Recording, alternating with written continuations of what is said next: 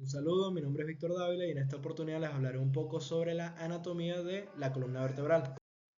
La columna vertebral está conformada por 26 huesos, de los cuales 24 son las vértebras y los dos huesos restantes son el sacro y el coxis. Las vértebras y nuestra columna vertebral en general tiene una función muy importante, la cual es de sostén. Nuestra columna vertebral aporta soporte del peso de la cabeza, del cuello y del tronco, distribuyendo todo este peso hacia los miembros inferiores para dar estabilidad a todo el cuerpo como tal. Además de esto, tiene una función protectora de la médula espinal, ya que ésta discurre por el medio de los agujeros intervertebrales sobre los cuales estaré hablando un poco más adelante. Las curvaturas de la columna vertebral son cuatro. Tenemos una curvatura cervical, una curvatura torácica, una lumbar y una sacra. La curvatura cervical y la curvatura lumbar son curvaturas cóncavas, mientras que la torácica y la sacra son curvaturas convexas.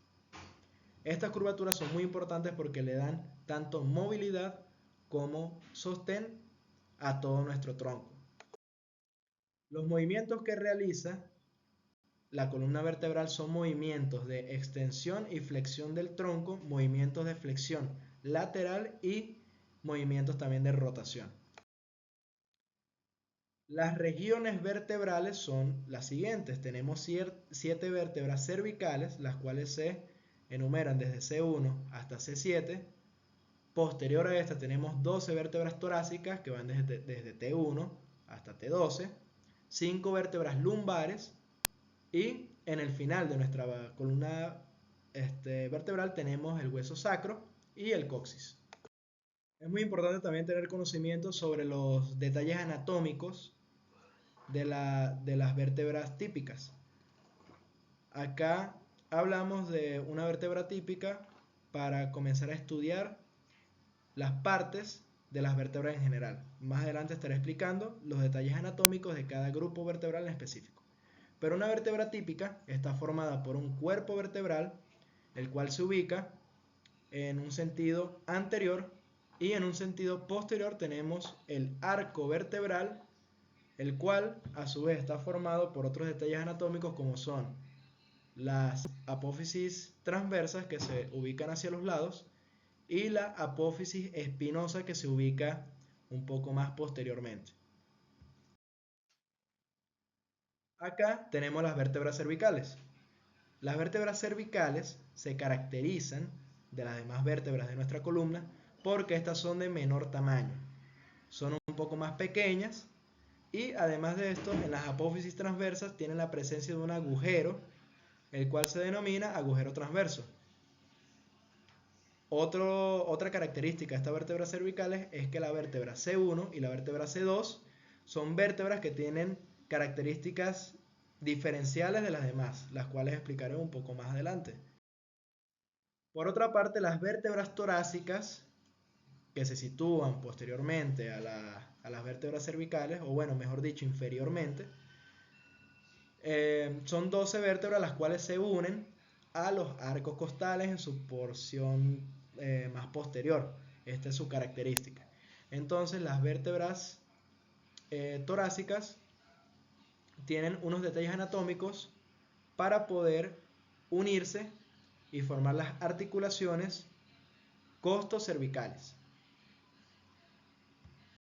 Las vértebras lumbares están también inferior a las vértebras torácicas, son 5 vértebras. Estas se caracterizan porque son de un tamaño más prominente, ya que ellas tienen que soportar el peso del resto de la columna vertebral y también el peso de todo nuestro tronco y nuestros miembros superiores. El atlas es la primera vértebra cervical. El atlas es una vértebra especial, ya que cuenta con características diferentes a las demás, porque esta vértebra tiene que formar la articulación atlanto-occipital. Esta vértebra atlas se une con los cóndilos del hueso occipital, formando la articulación atlanto-occipital, y de esta manera le dan el movimiento de flexión y extensión al cuello. La vértebra axis es la vértebra C2, la segunda vértebra cervical. Esta se sitúa debajo del atlas y en ella se forma la articulación atlantoaxoidea. Esta articulación atlantoaxoidea es muy importante porque le va a dar al cuello la capacidad de poder rotar hacia ambos lados. Y tienen un detalle anatómico muy importante que es la apófisis odontoides, que se ubica en la parte superior del axis y la cual es la que se va a unir con el atlas para formar dicha articulación que les mencioné anteriormente. El hueso sacro está por debajo de las vértebras lumbares. Él se une formando la articulación con la quinta vértebra lumbar. El hueso sacro tiene una forma triangular apuntando hacia abajo, como les mencioné, uniéndose en su parte superior con la vértebra L5 y en su parte inferior con el hueso coxis. El coxis es un pequeño hueso que está al final de nuestra columna vertebral. Es un hueso también de forma triangular y se caracteriza por ser de muy pequeño tamaño. Este hueso es la fusión de 3 vértebras coxígeas. También es muy importante tener conocimiento sobre las articulaciones que conforman nuestra columna vertebral. Sobre la primera que vamos a hablar son las articulaciones intervertebrales o sínfisis intervertebrales.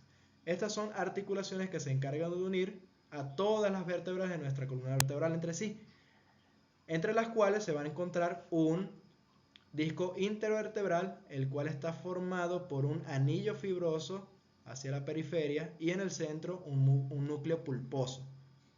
Estos discos se encargan de dar amortiguación, sostén y movilidad a la columna vertebral. La siguiente articulación son las articulaciones entre las apófisis de todas las vértebras, las cuales se denominan articulaciones sigapofisiarias. Estas están unidas por una fina cápsula articular que se encarga de unir el borde inferior de la vértebra superior y el borde superior de la vértebra inferior y así respectivamente. También tenemos la articulación atlanto-occipital. La articulación atlanto-occipital es la unión del atlas con el hueso occipital de nuestro cráneo.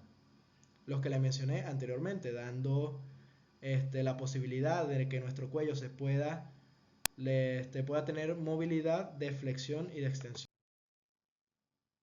La articulación atlantoaxoidea media es la que va a dar el movimiento de rotación hacia ambos lados, es la unión del atlas con la apófisis odontoides del hueso axis.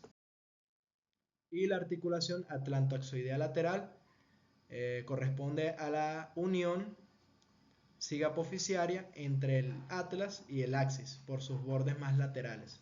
Es una articulación sinovial de subtipo plana y se encarga de unir las primeras vértebras cervicales C1 y C2. Además de esto tenemos las articulaciones costovertebrales, la cual es la unión de la cabeza de los arcos costales con las vértebras torácicas. Acá podemos observar los detalles anatómicos que tienen nuestras vértebras torácicas para poder unirse con las caras articulares que tienen la cabeza de los arcos costales. En la imagen que está acá arriba puede observarse cómo se unen en la parte lateral de las vértebras torácicas y la parte posterior de los arcos costales. Y la articulación sacroiliaca es la unión del hueso sacro con el hueso ilio.